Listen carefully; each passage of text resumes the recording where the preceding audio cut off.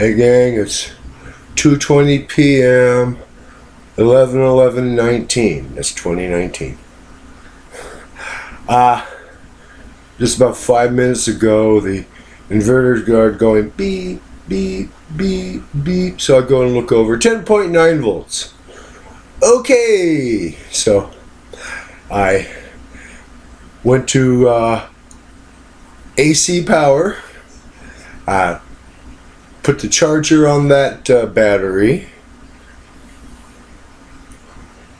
So I would predict confidently you can get 24 to 36 hours of laptop usage from a 50 amp hour scooter battery and a 750 watt inverter.